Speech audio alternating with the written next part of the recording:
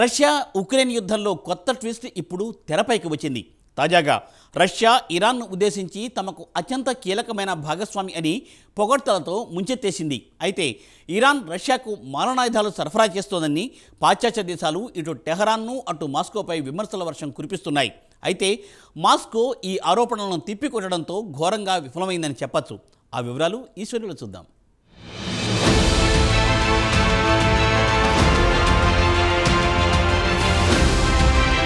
Russia అధ్యక్షుడు Putin ఎప్పుడు ఏం మాట్లాడతారో అర్థం కాకుండా ఉంది. 2 రోజుల క్రితం యుద్ధం ముగించేందుకు శాంతి చర్చలకు తాను ఇండియా, చైనా, బ్రెజిల్ను నమ్ముతానని ప్రకటించారు. తీరా ప్రకటన చేసి 24 గంటలు కూడా గడవలేదు. యుద్ధం ఆపే ప్రసక్తే లేదని ప్లేట్ ఫిరాయించారు. ఇక రష్యా ఆయుధాల కోసం ఇరాన్పై ఆధారపడుతోంది. ఇరాన్ కూడా రష్యాకు పెద్ద ఎత్తున ఆయుధాలు సమకూరుస్తోంది. అయితే పాశ్చాత్య దేశాలు ఇరాన్ రష్యాకు ఆయుధాలు సరఫరా పట్ల అభ్యంతరం వ్యక్తం చేస్తున్నాయి. అయితే వీటిని తిప్పికొట్టడంలో క్రెమ్లిన్ ఘోరంగా విఫలమవుతోంది. కాగా ఇరాన్ మాత్రం షార్ట్ రేంజీ బాలిస్టిక్ మిసైల్స్ రష్యాకు సరఫరా చేస్తోంది. కాగా సోమవారం నాడు క్రెమ్లిన్ అధికార ప్రతినిధి మాట్లాడుతూ యూరోపియన్ యూనియన్ ఒక ప్రకటనలో ఇరాన్ నుంచి రష్యాకు ఆయుధాలు సరఫరా అవుతున్నాయని, తమకు ఖచ్చితమైన సమాచారం ఉందని పేర్కొంది. ఈ ఆయుధాలతో రష్యా ఉక్రెయిన్పై దాడులకు పాల్పడుతోందని, తమపై అనవసరంగా ఆరోపిస్తోందని క్రెమ్లిన్ ప్రతినిధి ఆక్షేపించారు. ఇదిలా ఉండగా ఫిబ్రవరి 2022లో రష్యా ఉక్రెయిన్పై యుద్ధం మొదలుపెట్టిన వెంటనే మాస్కో, టెహ్రాన్ల సంబంధాలు మరింత బలపడ్డాయి. దీంతో వెంటనే ఇరాన్ షహీద్ డ్రోన్లను సరఫరా చేయడం మొదలుపెట్టింది. ఇదిలా ఉండగా గత శుక్రవారం నాడు వాల్ స్ట్రీట్ జర్నల్ కూడా ఇరాన్ రష్యాకు క్షిపణులను సరఫరా చేస్తోందని పేర్కొంది. అదే ఆరోపణను యూరోపియన్ యూనియన్ సోమవారం నాడు ప్రస్తావించింది.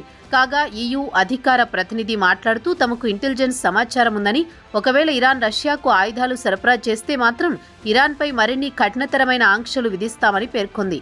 ఒకవేళ రష్యాకు పంపిన ఆయుధాల డెలివరీ నిజమైతే మాత్రం ఆంక్షలు తప్పవని ఇరాన్ను హెచ్చరించింది EU.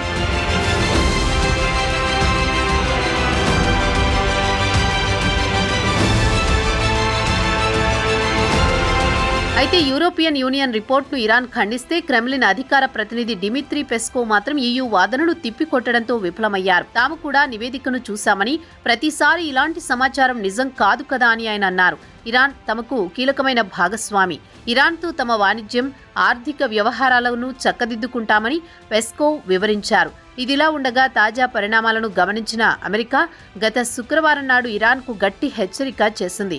ఒకవేళ బాలిస్టిక్ మిసైల్స్ రష్యాకు సరఫరా చేస్తే మాత్రం ఉక్రెయిన్ యుద్ధం మరింత ఉధృతమవుతుందని హెచ్చరించింది అగ్రరాజ్యం అమెరికా. తాజా పరిణామాల నేపథ్యంలో ఇరానియన్ అధికారులు తీవ్రంగా ఖండించారు. ప్రస్తుతం రష్యా, ఉక్రెయిన్ మధ్య కొనసాగుతున్న యుద్ధంలో తాము ఎవరికీ ఎలాంటి ఆయుధాలు సరఫరా చేయలేదని విదేశాంగ మంత్రి అధికార ప్రతినిధి నాసర్ ఖన్నానీ టెహరాన్లోని మీడియాతో సమావేశంలో మాట్లాడుతూ చెప్పారు. ఇరాన్ను విమర్శించేవారే ఈ యుద్ధంలో పెద్ద ఎత్తున ఆయుధాలు సరఫరా చేస్తున్నారని మండిపడింది ఇరాన్. ఉక్రెయిన్ యుద్ధంలో ఇరాన్ భాగస్వామ్యం కానే కాదని వివరణ ఇచ్చారు. ఇదిలా ఉండగా బ్రుసెల్స్ మాత్రం అమెరికా వాదనను సమర్థించింది.